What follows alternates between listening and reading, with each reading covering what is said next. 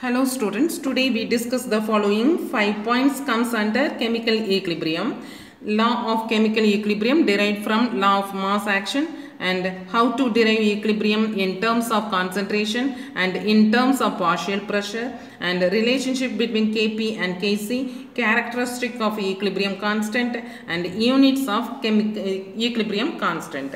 In the definition first law of active mass is nothing but the rate of a chemical reaction is proportional to the product of the active masses of the reacting substance.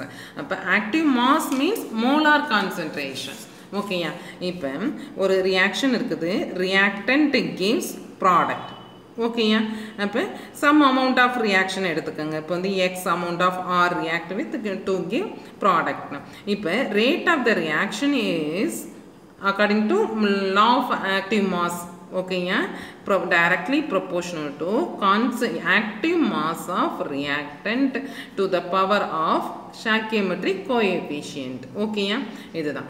இப்போ இது நம்ம active mass வந்து நம்ம square bracketல தான் நம்ம note பண்ணுவோம், denote பண்ணுவோம். Okay, xங்கிறது stoichiometric coefficient of the reactant. இப்போ active massங்கிறது என்ன அப்படின்னா, active mass is molar concentration. Molar concentration. Okay, molar concentration is number of gram moles per unit volume. Okay, okay, number of gram moles per unit volume வந்து நம்ம வந்து n by b இப்படி note பண்ணுவோம். இதோடைய unit என்ன ஆகும்? mole per volume, mole per liter. Okay, இதோட unit. Okay, இப்போ ஒரு reverse chemical equilibrium reaction எடுங்க first. இப்போ இது A amount of A react with B amount of B gives C amount of C plus D amount of D. இப்படி எடுத்துக்கங்க. Okay, இதில் forward reaction மட்டும் தனியாக எடுத்துறதுங்க. A plus இது forward reaction, இது backward reaction. Okay, B gives C plus D. இது according to active mass, according to mass action பார்த்தீங்கன்னா law of mass action படி rate of forward reaction is directly proportional to active mass of A power A and active mass of B power B. Okay, இதுக்கு நம்ம வந்து இந்த proportionality constant போட்டு எழுதலாம். அதாவது rate of forward reaction is equal to Kf. forward reactionங்கிறதுனால K போடுறேன், equilibrium constant. Okay, for forward reaction A power A and B power B. Okay, இப்போ backward reaction எழுதுங்க. C plus C D amount of D react to give A amount of A plus B amount of B. Okay, இப்போ rate of backward reaction directly proportional to constant active mass of C and then active mass of D raised to the power D. Okay, இப்போ இதை வந்து proportionality constant போட்டு எழுதுனீங்கன்னா KB, அது backward reactionங்கிறதுனால நான் இப்படி எழுதுறேன். active mass of carbon C D D. Okay, இப்போ at equilibrium பார்த்தீங்கன்னா at equilibrium both rate of forward reaction will be equal to rate of backward reaction. அப்போ இதை இந்த ரெண்டு டேர்மை எழுதுங்க. Kf active mass of A, active mass of B. Okay, is equal to Kb active mass of C, active mass of D. Okay, then இப்போ Kf by Kb is equal to active mass of C power C D power D by A B B. ஓகேயா, இப்போ இதை வந்து நம்ம வந்து K இந்த ரேஷியோவை கேசின்னு எடுத்துக்கலாம். ஏன்னா KC is equilibrium constant based upon concentration. ஓகேயா, இதையே நம்ம வந்து இப்போ ஈவன் ஒன் சப்ஸ்டன்ஸ் வந்து கேசியஸ் ஸ்டேட்டில் இருக்குதுன்னு வச்சுக்கோங்களேன், அது வந்து நம்ம வந்து பார்ஷியல் ப்ரெஷரில் நம்ம வந்து ஈக்லிபிரியம் கான்ஸ்டன்ட்டை வந்து எக்ஸ்பிரஸ் பண்ணுறது தான் நமக்கு மோர் கன்வீனியண்ட்டாக இருக்கும். அப்போ ப்ரெஷரை யூஸ் பண்ணி நம்ம நோட் பண்ணோம்னா KP, அதாவது equilibrium constant based upon partial pressure is partial pressure of C power C into partial pressure of D power D divided by partial pressure of A power A and partial pressure of B power B. இப்படி தான் note பண்ணுவோம். ஓகேயா, இப்போ இந்த KCங்கிறது equilibrium constant based upon concentration. இது constant, இது based upon partial pressure. ஓகேயா, இதுலேருந்து நமக்கு என்ன தெரியுது, chemical equilibrium law இது definition பார்த்தீங்கன்னா, ஓகே, இந்த டெஃபினிஷனை நோட் பண்ணிக்கோங்க. இன் a reverse reaction at equilibrium, the product of the active mass of products each raised to the power equal to its coefficient divided by the product of the active mass of the reactant each raised to the power equal to its coefficient is constant at a constant temperature and is called equilibrium constant. இப்போ இந்த equilibrium constant வந்து KC உடைய value வந்து 1000 வச்சுக்கோங்க. அப்போ 1000னா நமக்கு இங்கே இதோடைய கான்சன்ட்ரேஷன், அதாவது ரியாக்டன்ட் உடைய கான்சன்ட்ரேஷன் 1000, அதாவது கேஸ் இங்கே 1000/1ன்னு வந்திருக்கும். ஓகேயா, அப்போ இந்த ரியாக்ஷன் வந்து ஆல்மோஸ்ட் கம்ப்ளீட்டட், அதாவது கான்சன்ட்ரேஷன் ஆஃப் ப்ராடக்ட் வந்து அதிகமாக இருக்குது, இது நியர்லி ஃபினிஷ்ட் ஆயிடுச்சு. இந்த ரியாக்டன்ட் உடைய கான்சன்ட்ரேஷன் வந்து எக்ஸீட் ஆயிடுச்சு. ஓகேயா, அப்போ இது இந்த ரியாக்ஷன் வந்து ஆல்மோஸ்ட் ரீச் த எண்ட். ஓகேயா, இப்போ இதில் இதோடைய கேசியுடைய வேல்யூ வந்து உங்களுக்கு 1/1000 வச்சுக்கோங்க. 1/1000னா ரியாக்டன்டுடைய கான்சன்ட்ரேஷன் தான் இங்கே வந்து அதிகமாக இருக்குது. அப்போ இப்போ இந்த ரியாக்ஷன் வந்து just now only has started. ஓகேயா, அப்போ இது கேசியுடைய வேல்யூ வந்து 1 அப்படின்னா இந்த ரியாக்ஷன் இது 1 இது 1 அப்படி. அப்போ 1னா இது வந்து சம் வேல்யூ ஈக்குவல் கான்சன்ட்ரேஷனில் ரியாக்டன்ட் அண்ட் ப்ராடக்ட் வந்து ஈக்குவல் கான்சன்ட்ரேஷனில் இருக்குது. அப்போ ஈக்லிபிரியம் ரீச் ஆகிருக்கு அந்த ரியாக்ஷனுங்கிறத நம்ம கன்சிடர் பண்ணிக்கலாம். ஓகேயா, நெக்ஸ்ட்டு இப்போ வந்து நமக்கு அப்போ இந்த equilibrium constant based upon partial pressure பார்த்தீங்கன்னா, partial pressure of C partial pressure of D by partial pressure of A power A partial pressure of B power B. ஓகேயா, இப்போ நமக்கு ஐடியல் கேஸ் ஈக்குவேஷன் என்னன்னா PV is equal to nRT. ஓகேயா, இப்போ P is equal to N/V/RT. Rங்கிறது gas constant, T temperature. Gas கான்ஸ்டன்டினுடைய value பார்த்தீங்கன்னா 0.0831 bar liter per mole Kelvin.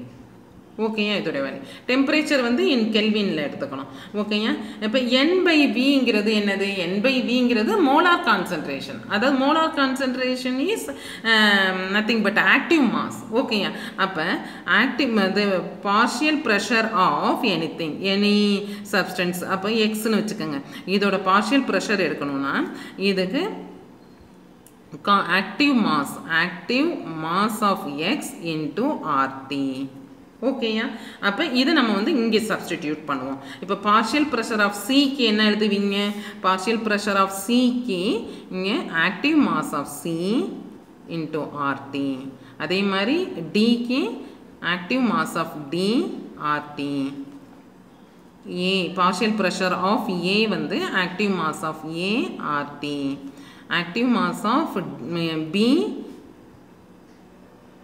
partial pressure of B வந்து RT. ஓகே, இதை இப்போ வந்து இந்த வேல்யூ இதில் சப்ஸ்டிடியூட் பண்ணலாம். ஓகே, அந்த எக்ஸ்பிரஷனில் சப்ஸ்டிடியூட் பண்ணுங்கள். இப்போ active mass of C RT whole power C, then active mass of D RT power D divided by active mass of A RT power A, then active mass of B RT power B. Okay, இப்போ இதை RT வெளில எடுத்துடலாம். C power C D power D by A power A B power B, then RT C plus D இங்கே RT A plus B. Okay, இப்போ இது நம்ம already நம்ம வந்து பார்த்ததுதான்.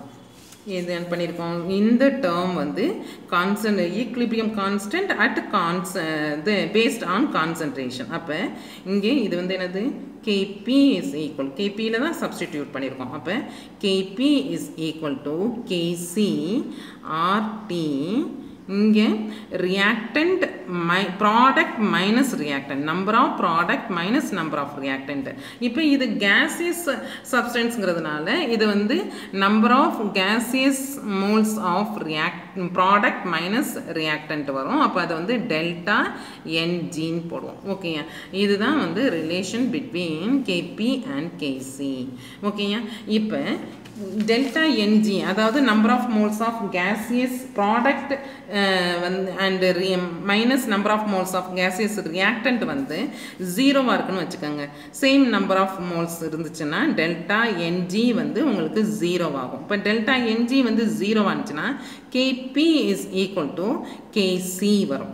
எப்படி, டெல்டா Ng ஜீரோனா உங்களுக்கு RT பவர் 0 வரும். அப்போ A பவர் 0 வந்து உங்களுக்கு 1. அப்போ இது வந்து 1 வரும், 0 1. ஓகேயா, அப்போ இங்கே வந்து Kp இஸ் ஈக்குவல் டு Kcன்னு வரும். ஓகேயா, இதுக்கு எக்ஸாம்பிள் பார்த்தீங்கன்னா இங்கே hydrogen react with iodine gives 2 moles of HI gas then gas. ஓகேயா, இப்போ relationship Kp is equal to Kc RT power delta Ng. delta Ng பாருங்க, இதில் number of moles of reactant வந்து 2, number of moles of இது product 2, reactant 2. அப்போ 2 is equal to 0. அப்போ இந்த ரியாக்ஷனுக்கு Kp Kc உடைய ரிலேஷன் பார்த்தீங்கன்னா Kp is equal to Kc. ஓகேயா, இப்போ when delta Ng is more இந்த பாசிட்டிவ் வேல்யூன்னு வச்சுக்கோங்க. ஓகேயா, அப்போ பாசிட்டிவ் வேல்யூவாக இருக்கும்போது Kp is equal to Kc RT power any value, positive value இருக்கும். அப்போ Kp will be greater than Kc. ஓகேயா, இதில் ரேஷியோ கேட்டாங்கன்னா Kp by Kc is equal to RT, some power இருக்கும். ஓகேயா, தென் இப்போ வந்து டெல்டா Ng, இதுக்கு எக்ஸாம்பிள் பார்த்தீங்கன்னா PaCl5 gives PCl3 plus Cl2 gas then இதுவும் gas. இப்போ டெல்டா Ng பார்த்தீங்கன்னா ப்ராடக்ட் வந்து 2 இருக்குது, ப்ராடக்ட் 2 மைனஸ் ரியாக்டன்ட் 1. அப்போ இங்கே 1 வரும். அப்போ 1 வந்து இங்கே சப்ஸ்டிடியூட் பண்ணுவீங்க. ஓகேயா, next if delta Ng is equal to negative வேல்யூவாக இருக்குன்னு வச்சுக்கோங்க. அப்போ Kp is equal to Kc RT power negative value இருக்கும். அப்போ Kp will be less than, value of Kp will be less than Kc. Okay, இதுக்கு example பார்த்தீங்கன்னா preparation of ammonia N2 plus H2 gives NH3 2 moles. ஓகேயா, இப்போ delta Ng பார்த்தீங்கன்னா 2 reactant வந்து 2 moles இருக்குது. இதெல்லாம் கேசியஸ் ஸ்டேட்டில் இருக்குது. ஓகேயா, okay, number of moles of gaseous product minus number of moles of gaseous reactant. ஓகேயா, 4. அப்போ -2 வரும். இதுக்கு Kp is equal to Kc RT power -2. ஓகேயா, அப்போ Kp by ரேஷியோ பார்த்தீங்கன்னா ratio is 1 by RT power square. Okay, இதான் இதோடைய ratio. இப்போ நம்ம இதோடைய கேரக்டரிஸ்டிக் பார்ப்போம். இப்போ இது characteristic of chemical equilibrium பார்த்தீங்கன்னா equilibrium constant is applicable only at equilibrium state. equilibrium stateல தான் நம்ம அதோடைய expression வந்து equilibrium constant வந்து find பண்ணுவோம். It has definite value for every chemical reaction at a given temperature. ஓகேயா, எல்லா chemical reactionக்கும் its own equilibrium constant value இருக்கும். equilibrium constant does not depend upon initial concentration. நம்ம equilibrium stateல தான் அதோடைய constant எடுக்கிறோம், அதனால இது வந்து initial value depend பண்ணி கிடையாது.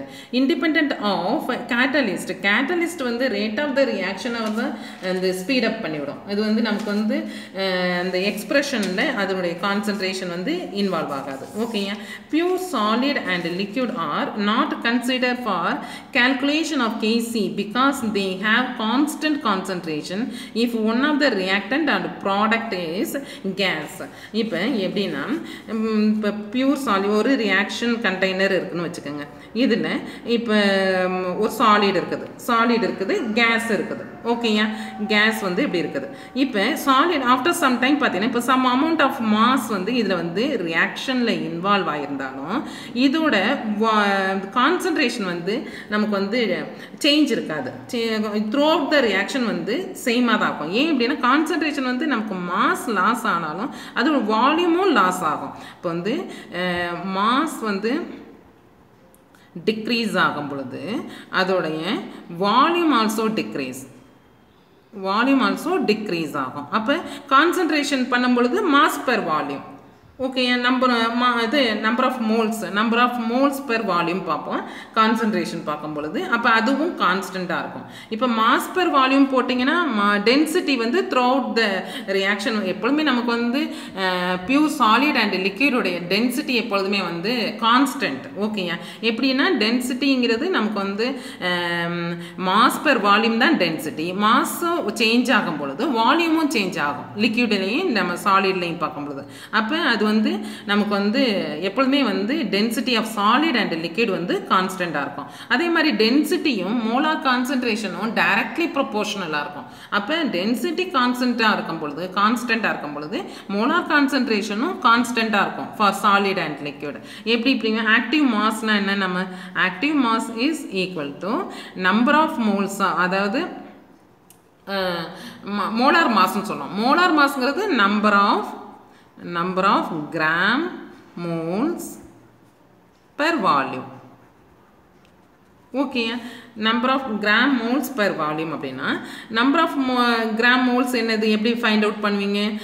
Given mass per molecular mass போடுவீங்க. ஓகே, பெர் வால்யூம், இந்த வால்யூம் போடுறேன். இப்போ இது ரீஅரேஞ்ச் பண்ணி எழுதுங்க. Mass per volume into 1 by molecular mass. Okay, இப்போ மாஸ் per வால்யூம்ங்கிறது வந்து density per molecular mass. Okay, அப்ப active mass is directly proportional to density. We know the density of solid and liquid will be constant.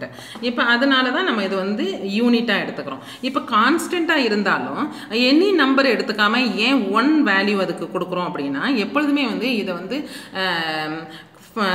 பார்க்கும்போது ரேஷியோவில் தான் பார்ப்போம். அதாவது activity of the solid, activity of the solid ஓகேயா in experimental state, அதாவது active mass பார்க்கும் பொழுது activity of solid in experimental state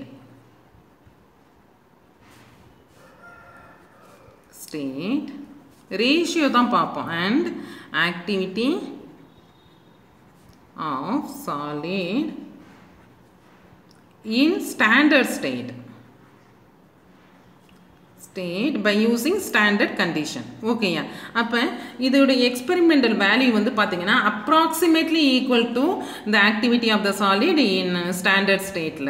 அப்போ அது வந்து இதனால தான் யூனிட் வந்து ஆக்டிவ் மாஸ் வந்து நம்ம வந்து 1ன்னு எடுத்துக்கிறோம். ஓகே, ரேஷியோ பார்க்கும்போது 1 ஆகும்.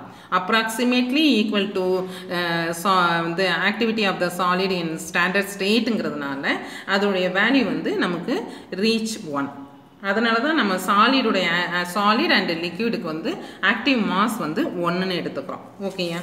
நெக்ஸ்ட் இப்போ இதுவே வந்து லிக்யூட்னு எடுத்துக்கோங்கன்னு வச்சு லிக்யூடை எடுத்திருந்தோம் அப்படின்னா லிக்யூடைய மாஸ் வந்து டிக்ரீஸ் ஆகும்போது வால்யூமும் டிக்ரீஸ் ஆகும். மாஸ் டிக்ரீஸ் ஆகும்போது வால்யூம் டிக்ரீஸ் ஆகுறதுனால அதோடைய டென்சிட்டி வந்து த்ரூ அவுட் த ரியாக்ஷன் வந்து ஈக்குவலாக இது கான்ஸ்டண்ட்டாக இருக்கும். கான்ஸ்டண்ட்டாக இருக்கிறதுனால தான் அதை யூனிட்டாக எடுத்துக்கிறோம், ரேஷியோ எடுத்து. ஓகேயா? இப்போ இதுவே வந்து கேஸ் எடுத்துக்கிட்டோம்னு வச்சுக்கோங்களேன். கேஸ் வந்து இப்போ வந்து ரியாக்ஷனில் இன்வால்வ் ஆகி அதோடைய மாஸ் வந்து குறைஞ்சாலும் அதோடைய வால்யூம் வந்து குறையாது. வால்யூம்ங்கிறது கண்டெய்னருடைய வால்யூம் தான் கேஸுடைய வால்யூம். அப்போ அதோடைய மாஸ் டிக்ரீஸ் ஆகும் பொழுது ஆன் ரியாக்ஷனில் டிக்ரீஸ் ஆகும் பொழுது அதோடைய வால்யூம் வந்து டிக்ரீஸ் ஆகாது. No change in its volume. அப்போ கான்சன்ட்ரேஷன் வந்து உங்களுக்கு சேஞ்ச் ஆகும். கான்சன்ட்ரேஷன் வந்து change. Okay, volume no change. Volume வந்து நோ சேஞ்சுங்கிறதுனால இதோட கான்சன்ட்ரேஷன் வந்து சேஞ்ச் ஆகும். அதனால தான் இதோடைய ஆக்டிவ் மாஸை நம்ம வந்து ஈக்லிபிரியம் கான்ஸ்டன்ட் கால்குலேட் பண்ணும்போது எடுத்துக்கிறோம். ஓகேயா?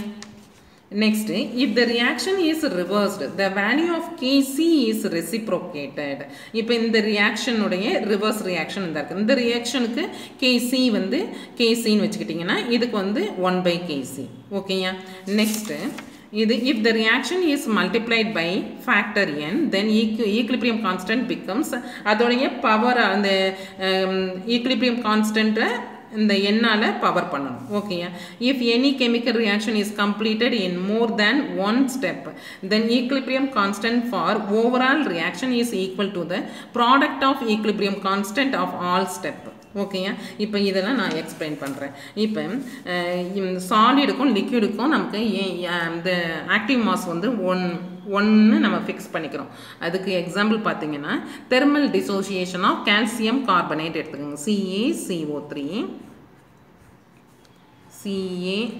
calcium oxide solid and carbon dioxide gas கொடுக்குது. இப்போ இதுக்கு Kc பார்த்தீங்கன்னா இதுக்கு சாலிடுக்கு வந்து ஒன்றுன்னு நம்ம வச்சுக்கோங்க. ஆக்டிவ் மாஸ் வந்து ஒன்றுங்கிறதுனால அதை இது எக்ஸ்பெல் பண்ணிடணும். அப்போ கார்பன் டை ஆக்சைடுடைய இது ஆக்டிவ் மாஸ் மட்டும்தான் நம்ம கன்சிடர் பண்ணிக்குவோம். இதோடைய கோஎஃபிஷியன்ட் வந்து 1ங்கிறதுனால இப்படி போட்டிருக்கோம்.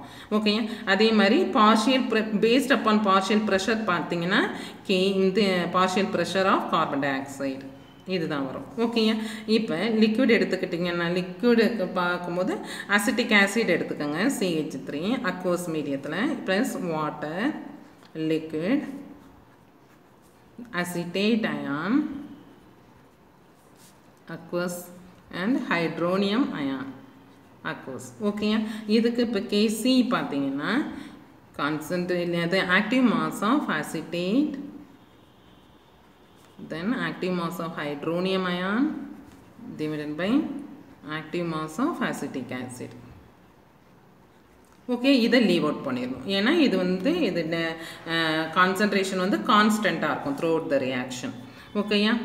அப்போ இதுக்கு நெக்ஸ்ட்டு இதுக்கு பார்ஷியல் இது ஆக்டிவ் இது equilibrium constant based upon partial pressure பார்த்தீங்கன்னா இதில் கேசியஸ் சப்ஸ்டன்ஸ் எதுவும் இல்லை. அப்போ நாட் டிஃபைன்ட். ஓகே, இப்போ நெக்ஸ்ட்டு கொஸ்டின் வந்து இப்போ hydrogen react with iodine gives 2 hydroiodic acid. இதோடைய Kc வேல்யூ 49. ஓகே, அப்போ H2HI இதோடைய ரிவர்ஸ் ரியாக்ஷனுக்கு நமக்கு Kc வேல்யூ பார்த்தீங்கன்னா இந்த Kc டேஷ்னு வச்சுக்கலாம். இது 1/Kc அப்போ 1/49 வரும். இப்போ இதுவே வந்து ஹாஃபால் மல்டிப்ளை பண்ணுங்கள். ஓகேயா? half hydrogen plus half iodine. அப்போ இதோடைய Kc வேல்யூ வந்து இந்த ரியாக்ஷனை தான் நம்ம ஹாஃபால் மல்டிபிள் பண்ணியிருக்கோம். அப்போ இதோட ஈக்லிபிரியம் கான்ஸ்டண்ட்டை தான் நம்ம வந்து பவர் பண்ணணும். ஓகே, 1/49 1/2. ஓகேயா? அப்போ இது வந்து 1/49 ரூட் எடுப்போம். இப்போ 1/7.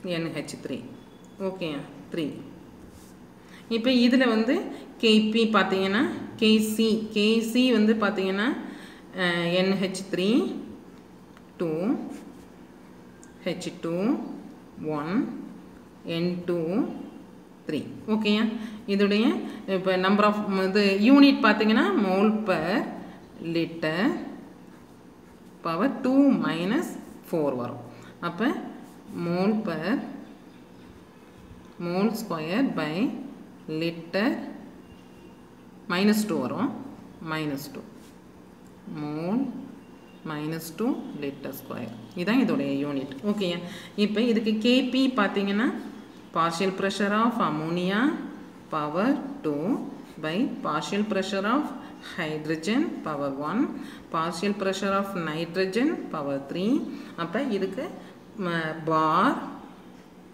2 minus 4 வரும் யூனிட் பார்க்கும் பொழுது ஓகே bar minus 2 இதோட யூனிட் இவ்வளவுதான் ஓகே இப்போ இதுக்கு வந்து ரிவர்ஸ் ரியாக்ஷன் எடுத்தீங்க அப்படின்னா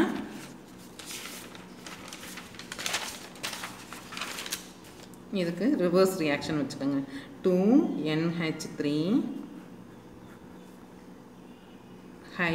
ஹைட்ரஜன் ப்ளஸ் நைட்ரஜன் வந்து உங்களுக்கு 3 ஓகேயா இப்போ இதுக்கு KC is equal to unit மட்டும் பார்க்கலாம் mole per liter power number of moles of reactant வந்து 4 minus 2 ஓகேயா அப்போ mole square per 2 இப்போ வந்து இதுக்கு 2 தானே வரும் per 2 வருது இதான் இதோடைய யூனிட் ஓகே அப்போ இதோடைய ரிவர்ஸ் ரியாக்ஷனுக்கு வந்து நமக்கு யூனிட்ஸ் வந்து சேஞ்ச் ஆகும் KPக்கு பார்த்தீங்கன்னா அட்மாஸ்பியர் போடலாம் இல்லைனா பார் போடலாம் ஓகேயா 4 மைனஸ் 2 அப்போ அட்மாஸ்பியர் ஸ்கொயர் வரும் இதோடைய யூனிட் அவ்வளோதான் அப்போ யூனிட்ங்கிறது உங்களுக்கு டிஃப்ரெண்ட் ரியாக்ஷனுக்கு டிஃப்ரெண்ட் யூனிட்ஸ் இருக்கும் ஓகேயா இப்போ இதை நான் பேஸ் பண்ணி உங்களுக்கு கொஸ்டின்ஸ் கொடுக்குறேன் இந்த கொஸ்டின்ஸை செய்யுங்க இதுக்குள்ள சொல்யூஷனை நான் நெக்ஸ்ட் வீடியோவில் உங்களுக்கு கொடுக்குறேன்